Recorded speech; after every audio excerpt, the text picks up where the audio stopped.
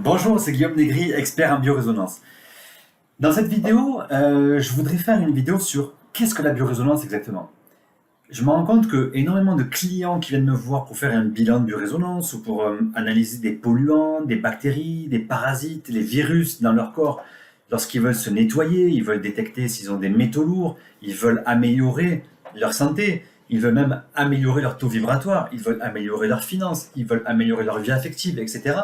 Et tout cela peut être compris, tout cela peut être aidé si on comprend qu'est-ce que la biorésonance. Donc, je vous ai fait une courte vidéo dans laquelle je vais vous expliquer un petit peu, pour le grand public, quelles sont les bases de la biorésonance. Allons-y. Pour ce faire, on va se concentrer sur les travaux de trois grands chercheurs, plutôt de trois grands trouveurs. Parce que dans le domaine de la biorésonance, il y a beaucoup de personnes qui cherchent, il y en a peu qui ont vraiment trouvé et qui ont vraiment créé de puissantes avancées dans le domaine.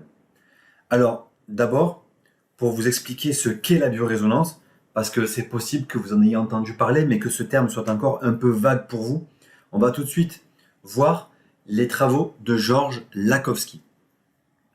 Alors, Georges Lakhovsky, c'est un Russe qui est né en 1870 et qui est venu en France dans les années 1920 et qui a mis en place un appareil de champ magnétique pulsé. D'ailleurs, c'est un appareil qu'on voit là sur une des photos avec des bobines. Cet appareil est connu sous le nom de champ magnétique pulsé de Georges Lakhovsky.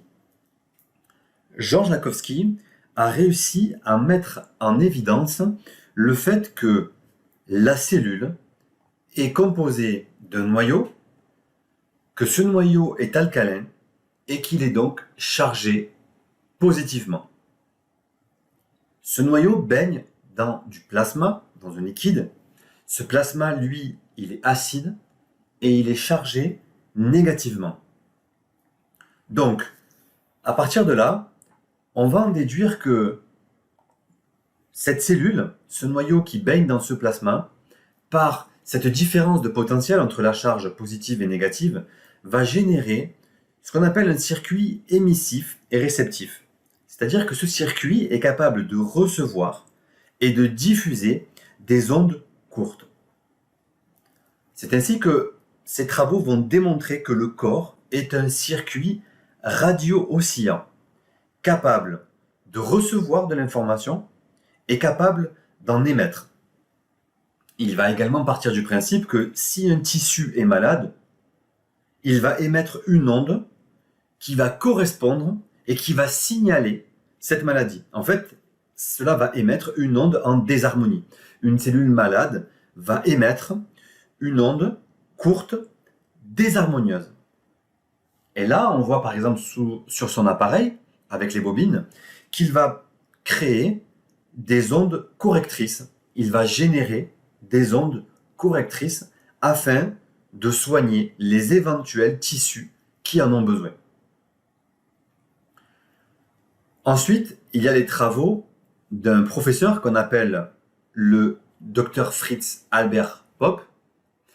Alors lui aussi, c'est une très grosse pointure. Et lui, il va travailler exclusivement sur le photon. Le photon, c'est une particule de lumière. Chaque cellule émet des biophotons. Chaque cellule de notre corps émet des biophotons. Et ces biophotons génèrent donc un spectre électromagnétique spécifique à la cellule. Vous avez un de ces ouvrages qui a été écrit en français, traduit en français, La biologie de la lumière, qui pose les bases scientifiques du rayonnement cellulaire. Là aussi, c'est un chercheur-trouveur qui enseigne, sur lesquels nous, on va pouvoir s'appuyer, en fait, au niveau de la biorésonance, pour expliquer que le corps reçoit et émet de l'information. Cette activité de lumière met en évidence la capacité du corps à communiquer. Les cellules communiquent entre elles grâce également à leur activité biophotonique. Nous sommes ainsi comme des systèmes, entre guillemets, de fractales. Une cellule peut communiquer avec l'ensemble des autres cellules. Donc vous imaginez le nombre de connexions que nous avons dans le corps.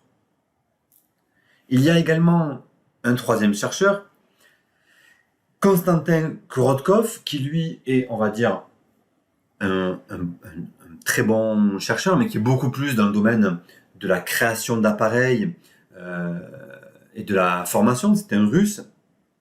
Lui va travailler sur l'effet Kirlian. Alors c'est pas lui qui a mis en évidence l'effet Kirlian, hein, c'est un Russe qui s'appelait Kirlian qui a fait ça, mais lui il va utiliser, si vous voulez, cet effet qui est en fait une lecture des champs électromagnétiques qui sont émis par le corps. Le corps est un élément physique composé d'atomes en circulation, ce qui donne l'apparence de la matière. À chaque fois qu'il va y avoir une circulation d'atomes, il va y avoir une génération de champs électromagnétiques. Et du coup, vous voyez ici, sur la photo de droite, on va pouvoir lire l'émission électromagnétique du corps. Ainsi, on va partir du principe que parfois on peut avoir des trous ou des manques dans ce champ électromagnétique, ce qui va nous signaler un problème au niveau de la zone, c'est-à-dire une onde en désharmonie. Pour résumer, nous avons vu que les cellules émettent et reçoivent de l'information, ce qui fait du corps humain un véritable outil radio-oscillant capable de recevoir de l'information et d'en émettre. En partant de ce principe, nous recevons de l'information et nous émettons de l'information, donc du monde de l'informe et donc du monde invisible. Ensuite, il prend forme dans le corps et dans le monde visible. Ça peut donner ainsi naissance à une pathologie, une maladie, la présence de parasites, la présence de virus, de bactéries, de polluants, qui vont se somatiser, c'est-à-dire qui vont prendre forme. Le but de la biorésonance va être de les exformer, c'est-à-dire de libérer ces informations toxiques afin de rentrer dans un nouveau paradigme, c'est-à-dire afin de nous libérer des informations qui sont toxiques pour nous. En conclusion, le but de la biorésonance, c'est la recherche des incohérences informationnelles émises par le corps. C'est la première partie, c'est un but de recherche. Quelles sont les incohérences qui sont dans le corps? Et la deuxième partie, c'est la recherche des informations qui vont corriger ces incohérences. La biorésonance part donc du principe que nous recherchons les incohérences et ensuite nous recherchons l'information correctrice.